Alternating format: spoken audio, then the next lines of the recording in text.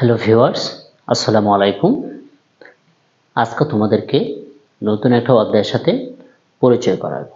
অধ্যায়টি হচ্ছে বর্তমান বিশ্বের চলমান কিছু সংঘাত, যুদ্ধ বা কনফ্লিক্ট বলা যায়। এই বিষয়ের মধ্যে বর্তমান সময়ে যে বিষয়টা সবচেয়ে আলোচিত, ইসরায়েল ইসরায়েল এবং ফিলিস্তিন সংঘাত। ইসরায়েল এবং ফিলিস্তিন সংঘাত নিয়ে আজকে আমরা একটু হিস্টোরিক্যাল বেসড আলোচনা করার চেষ্টা করব। ওকে, ইসরায়েল এবং ফিলিস্তিনের ইতিহাস অনেক পুরাতন এবং অনেক পূর্বে থেকেই এই যুদ্ধটা চলমান রয়েছে। তবে আলোচিত যে সালগুলো, সেখান থেকে আমি মূলত আলোচনাটা শুরু করব। প্রথমে আসি হচ্ছে প্রথম বিশ্বযুদ্ধ। প্রথম বিশ্বযুদ্ধ। প্রথম বিশ্বযুদ্ধ 1914 সালে। প্রথম বিশ্বযুদ্ধের সময় এশিয়ার মধ্যে তুরস্ক ছিল মোটামুটি খুব ভালো একটা শক্তিশালী দেশ। তুরস্ক, জাপান, জার্মানি, ঠিক আছে, এই দেশগুলো একসময় কি একই পক্ষে ছিল এবং ইউরোপের কিছু দেশ, যুক্তরাষ্ট্র, রাশিয়া, যুক্তরাজ্য, এরা ছিল আর একটি বিপক্ষ দল। তো এই 1914 সালের প্রথম বিশ্বযুদ্ধের সময় যখন যুদ্ধ শুরু হয়ে যায়, তখন তুরস্ক ইউরোপের দেশ, যুক্তরাজ্য বা অন্যান্য দেশকে যে লুব্রিকেন্ট বা একটা পিচ্ছিলক পদার্থ, যেটা অস্ত্র, গোলাবারুদ কিংবা কোনো আগ্নেয়াস্ত্রের গুলি পিচ্ছিল করার জন্য একটা যে লুব্রিকেন্ট ব্যবহার করা হতো, সেটা কেবল তুরস্কেই ছিল এবং তুরস্ক সেটা দেশে নিষেধ করে দেয়।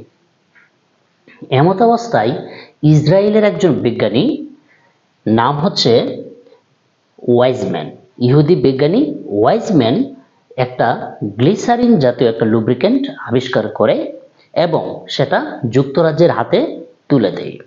তখন যুক্তরাজ্য এই ঘটনায় খুশি হয়ে ইহুদিদের যে বিজ্ঞানী ওয়াইজম্যান, তাকে বলে যে তোমরা আসলে এর বিনিময়ে কি চাও? তখন বিজ্ঞানী ওয়াইজম্যান বলেন যে আপনাদের কাছে আমাদের দাবি হচ্ছে ইহুদিদের জন্য আলাদা একটা রাষ্ট্র ব্যবস্থা গড়ে তুলবেন, তাদের জন্য আলাদা একটা নির্দিষ্ট ভূখণ্ড থাকবে। ওকে, 1917 সালে ব্রিটিশ পররাষ্ট্রমন্ত্রী আর্থার ব্যালফোর ঘোষণা করেন যে কি ইহুদিদের জন্য আলাদা একটা রাষ্ট্র ব্যবস্থা গড়ে তোলা হবে, যা ঐতিহাসিকভাবে ব্যালফোর ঘোষণা নামে পরিচিত। 1923 সাল অর্থাৎ প্রথম বিশ্বযুদ্ধের পরবর্তী সময় 1923 সাল যখন জার্মানি প্রথম বিশ্বযুদ্ধে পরাজিত হয়, এর পূর্বে প্রথম বিশ্বযুদ্ধের পূর্বে জার্মানির ভয়ে ইহুদিরা ইউরোপের দেশ ছেড়ে এই ফিলিস্তিনে কি আসতে শুরু করে। ঠিক আছে, 1923 সালে জার্মানি যখন পরাজিত হয়ে যায় তখন 35,000-এরও বেশি ইহুদি কি ফিলিস্তিনে চলে আসে। 1931 সালের মধ্যে ফিলিস্তিনে ইহুদিদের সংখ্যা বেড়ে দাঁড়ায় 1,80,000-এরও বেশি এবং সেটা দ্বিতীয় বিশ্বযুদ্ধের শেষে, ঠিক আছে, দ্বিতীয় বিশ্বযুদ্ধের সেটা 6 লক্ষের বেশি কি অতিক্রম করে ফেলে ইহুদিদের সংখ্যা এই ফিলিস্তিনের ভূখণ্ডে। ঠিক আছে, পরবর্তীতে 1948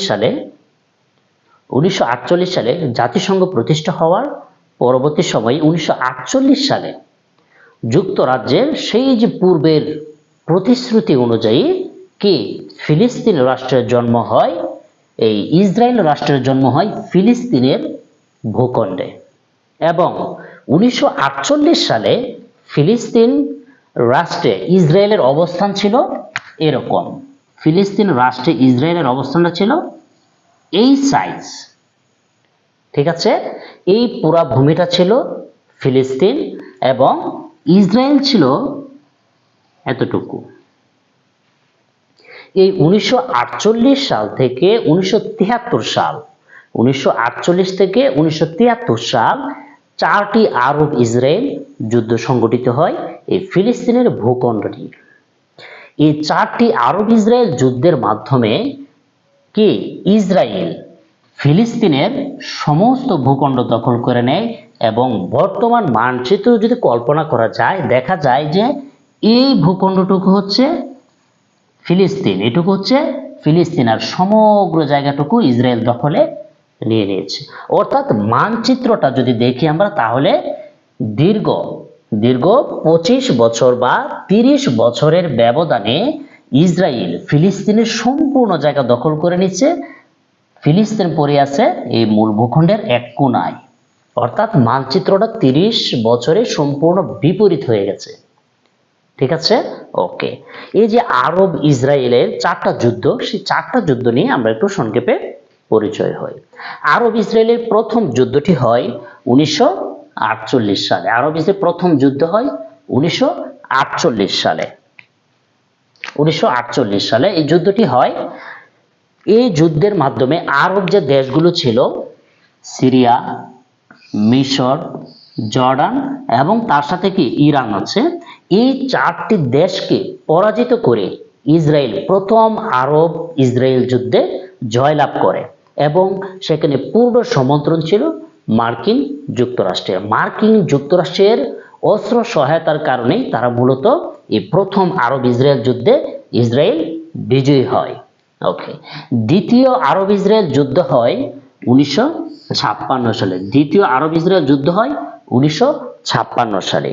ওই আরব ইসরায়েল যুদ্ধে মিশরকে পরাজিত করে ইসরায়েল মিশরের সুয়েজ খাল দখল করে নেয় এবং পরবর্তীতে সেটি জাতিসংঘের সহায়তায় মিশরকে কি ইসরায়েল সেটা ফেরত দেয়। তৃতীয় আরব ইসরায়েল যুদ্ধ হয় 1967 সালে। তৃতীয় আরব ইসরায়েল যুদ্ধ হয় 1967 সালে। এই তৃতীয় আরব ইসরায়েল যুদ্ধেও কি আরব বিশ্ব ইসরায়েলের কাছে পরাজিত হয় শুধুমাত্র মার্কিন সহায়তার কারণে। ওকে, এই তৃতীয় আরব ইসরায়েল যুদ্ধটা মূলত ছিল 6 দিন। এই জন্য অনেক সময় সেটাকে আরব ইসরায়েলের 6 দিনের যুদ্ধ হিসেবে অবহিত করা হয়ে থাকে। ওই যুদ্ধে ইসরায়েল গাজা এবং হচ্ছে কি সিনাই উপদ্বীপ দখল করে নেয়। ওকে, চতুর্থ আরব ইসরায়েল যুদ্ধ শুরু হয় 1973 সালে। চতুর্থ আরব ইসরায়েল যুদ্ধ হয় 1973 সালে।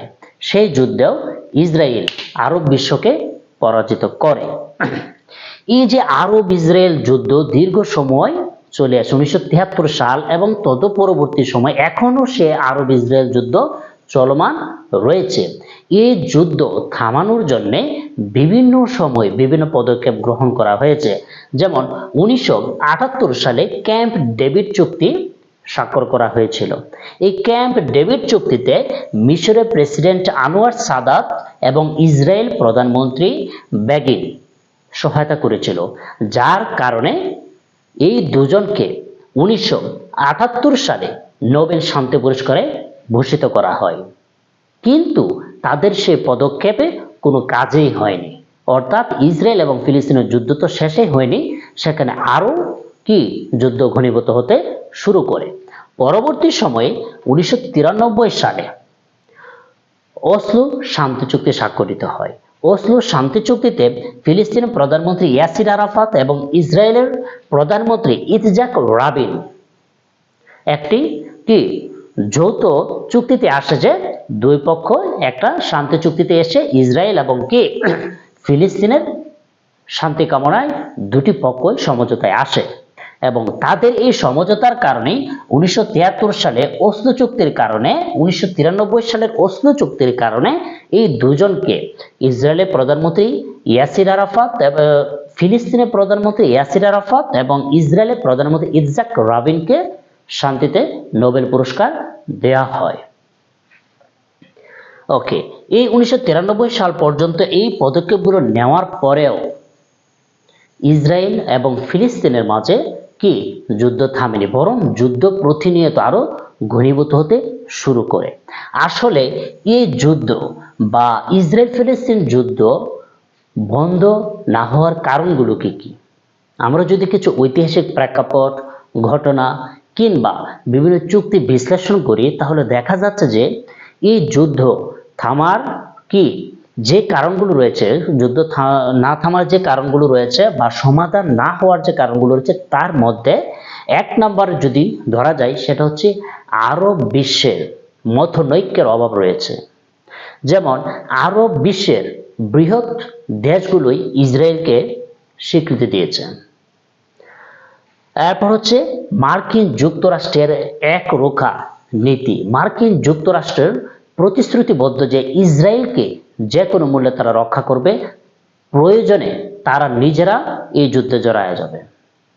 যার কারণে জাতিসংঘ অনেকবার বিভিন্ন পদক্ষেপ নেওয়া সত্ত্বেও এই যুদ্ধ বন্ধ হয়নি। তৃতীয়ত, জাতিসংঘের জোরালো কোনো পদক্ষেপ নেই।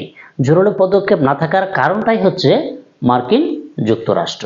কারণ আমরা যদি অ্যানালাইসিস করি বা পর্যবেক্ষণ করি যে বিশ্বের যে কোনো সিদ্ধান্তে, জাতিসংঘের যে কোনো সিদ্ধান্তে মার্কিন যুক্তরাষ্ট্রের একটা বড় কি অধিকার সেখানে চর্চা করা হয়।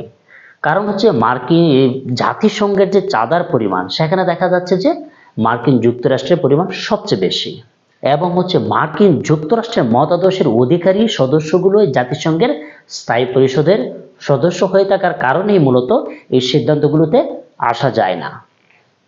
ওকে, এখন আমরা একটু মানচিত্র দেখে খেয়াল করব। মানচিত্রে দেখা যাচ্ছে যে এখানে হচ্ছে মিশর, এখানে হচ্ছে জর্ডান, এখানে হচ্ছে সিরিয়া।